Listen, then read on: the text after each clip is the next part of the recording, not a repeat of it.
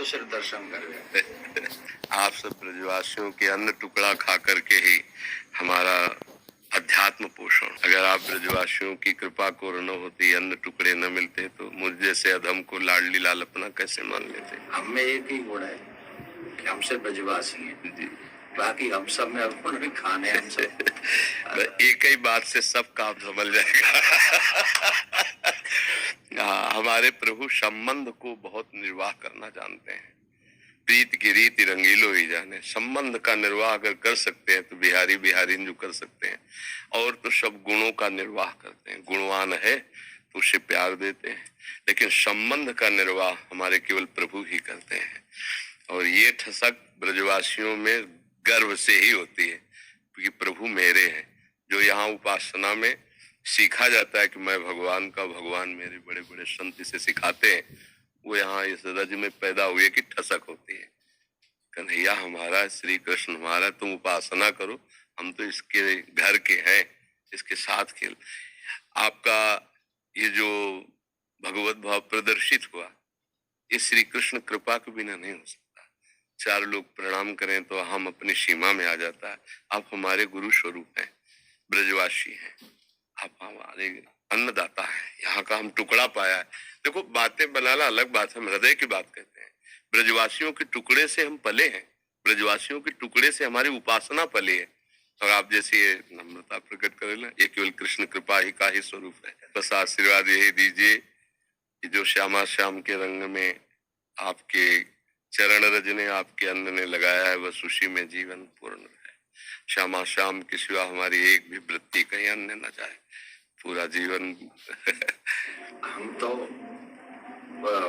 ठाकुर जी के गीत गाए हुए बाहर ही जानते रहे, हमें तो ब्रजवास उतना मिले भी ना है। ये तो भलो हो या कोरोना को जो इतना बास कराए।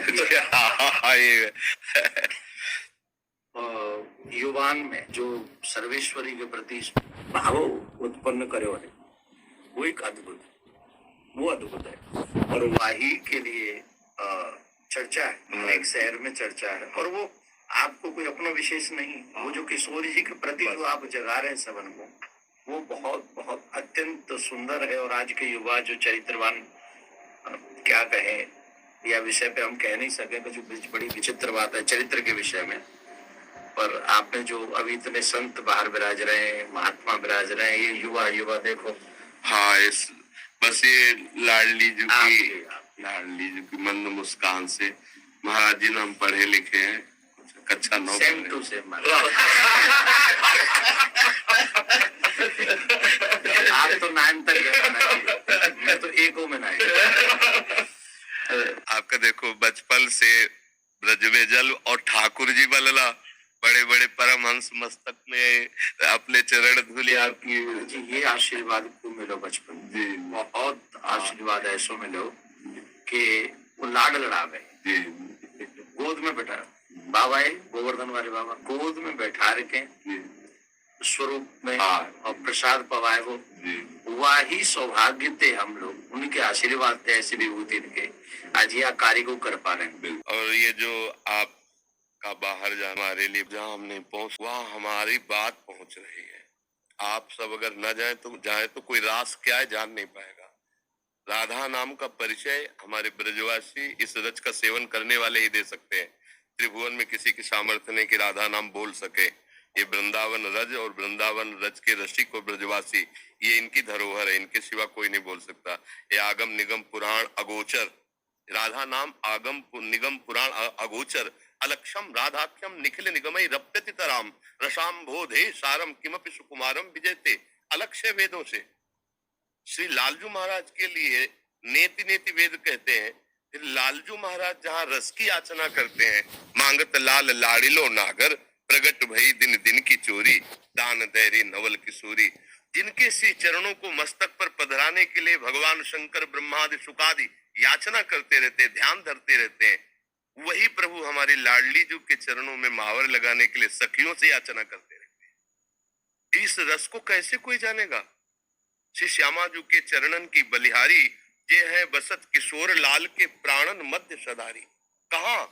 किशोर लाल के प्राणन मध्य सदारी श्री श्यामा जी। यानी कि हमें अपने संप्रदाय के कहे नंददास चापत चरण मोहन लाल, कुंवरी राधे पलंग पौड़ी, सुंदरी नवबाल।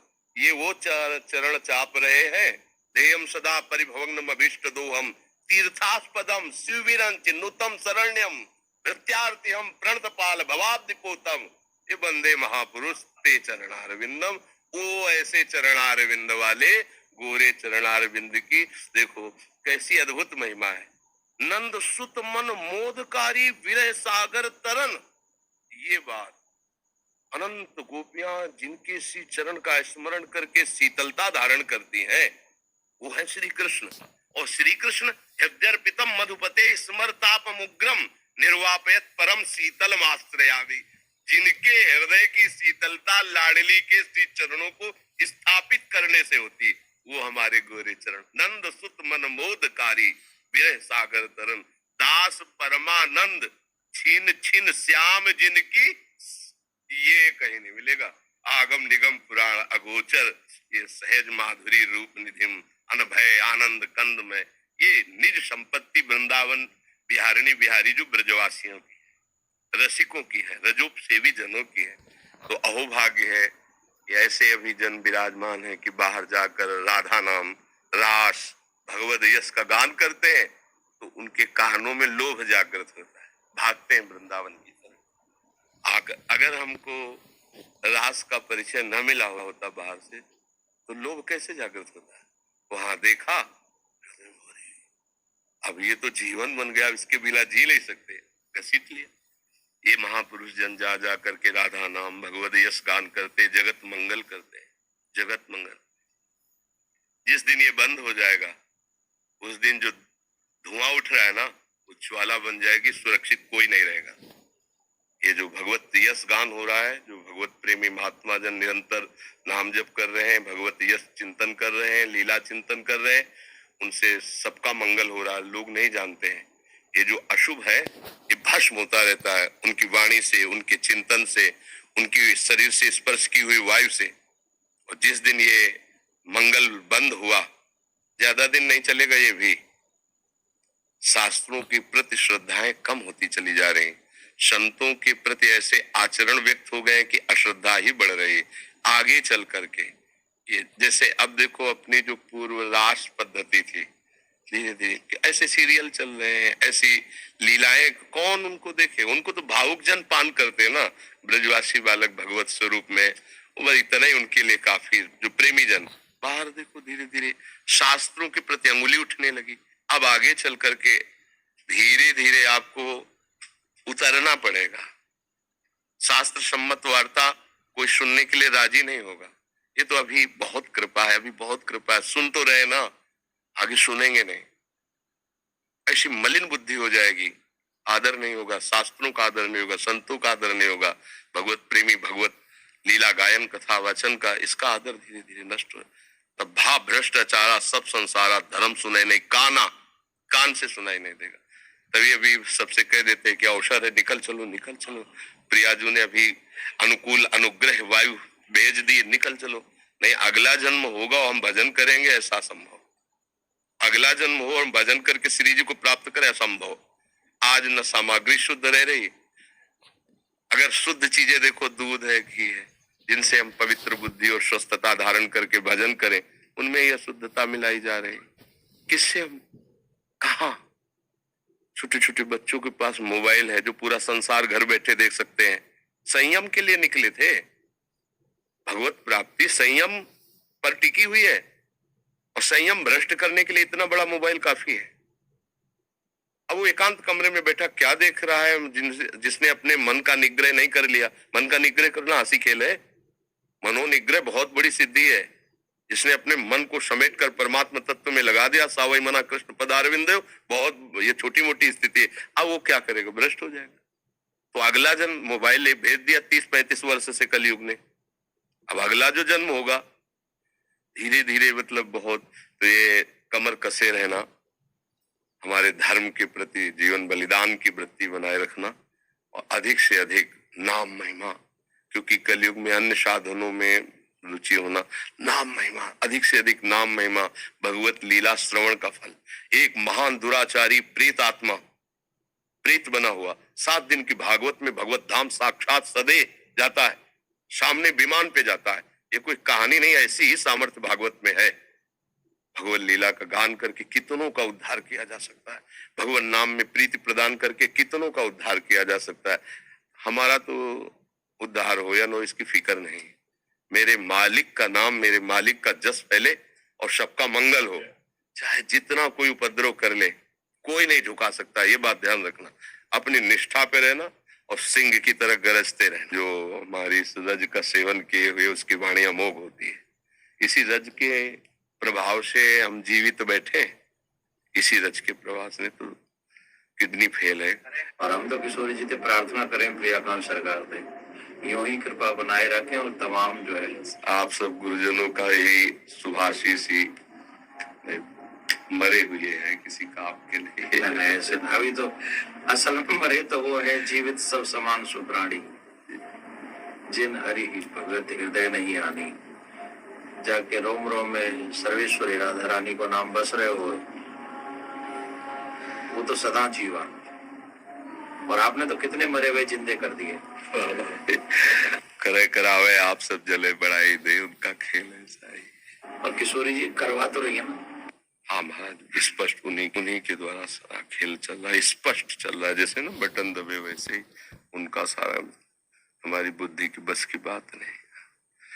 बहुत मतलब बहुत कृपा उनकी, हर समय अनंत माताओं जैसा दुलार लिए लाडली जो हर समय कभी भी हमने देखा, जैसे कभी बहुत पीड़ा हो रही है, भयानक रोग है ना, कभी पीड़ा को एक सेकंड में ऐसे कोने में रख के निहाल।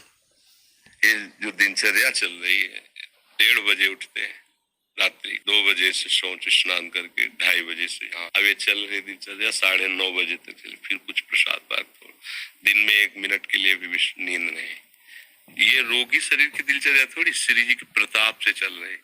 पूरी रात निकल जाएगी, घंटा 2 घंटा नींद आई तो आई, ये सब श्री जी से चल रहा है। संसारिक बेस में अगर आदमी सोगा नहीं 6-7 घंटा तो आपकी आंख, आपको मुखमंडल दूर से देख के बता देगा कि आदमी तनाव में जी। और जो आप क्रिया बता रहे हैं और वह क्रिया के बाद जो आपको दर्शन है, ये साक्षात किशोरी जी को दर्शन, बिल्कुल उनकी कृपा का दर्शन महाराज जी। अब जैसे कल डायलिसिस हो, डायलिसिस 4 घंटा जैसे मछली तड़पे ना, ऐसे शरीर से खून निकलता है, स्पिरिचुअल निकलता है ना रफ्ता। अब जैसे खून का एक स्वाभाविक दौड़ है, और उसको हर नस नाड़ी में एक भयंकर पीड़ा होती, बेशुद्ध ऐसे फेफड़ा निकल आते हैं, ऐसे मतलब ऐसे थूक के ऐसे, मतलब उस समय की दशा, जैसे 4-5 लोग रहते हैं ना, उस समय दशा ही ऐसी होती है। फिर उसके बाद 4-5 घंटे उठना मुश्किल होता है, ऐसे 2-4 बच्चे ऐसे पकड़ के से, नहीं तो चक्कर वैसा। और एक कवल नहीं पाया अभी तक। कल डायलिसिस के बाद शाम के भोजन नहीं होता, डायलिसिस के बाद इतना शिथिल अंग रहता है। अब 9-9:30 बजे प्रसाद पाएंगे। क्या कि ऐसी एक दिनचर्या है कि अब जैसे हम थोड़ा भी कुछ पाले तो फिर हमारी सामर्थ्य नहीं होगी, हमें लेट जाना पड़ेगा। जब हम कुछ नहीं पा रहे हैं तो एक मतलब आध्यात्मिक ऊर्जा शक्ति के द्वारा अब आप 10-11 बजे तक ऐसे बुलवाते रहिए, हम बोलते रहेंगे। नहीं तो हम कुछ भी पाया तो इतनी जोर की प्यास लगती है, क्योंकि पानी पर ब्रेक है। बस जैसे हमें प्यास लगती है ना, इतना गिलास है, इतना बुदा, उसमें पानी देते हैं, क्योंकि अधिक पानी डायलिसिस अधिक, तो फिर थोड़ा सा पानी। अब बराबर बोल रहे हैं, कुछ खा पी नहीं रहे तो प्यास नहीं लग रही। और अगर हम अभी कुछ भी ले, बस पे इतनी प्यास, तो परेशान हो जाते हैं। जब किशोरी जी कृपा कर दें तो यूं कह दियो कबू कि जो ये कथावाचक जोड़ लेना है तुम्हारा नाम इनको भी कल्याण करे। लाडली जी की बहुत कृपा है, बहुत कृपा है। मैं कह गया है मैंने कि सिर्फ 1 मिनट दर्शन करेंगे, चरण स्पर्श करेंगे और हम चले आएंगे, हम उन्हें तंग नहीं करेंगे।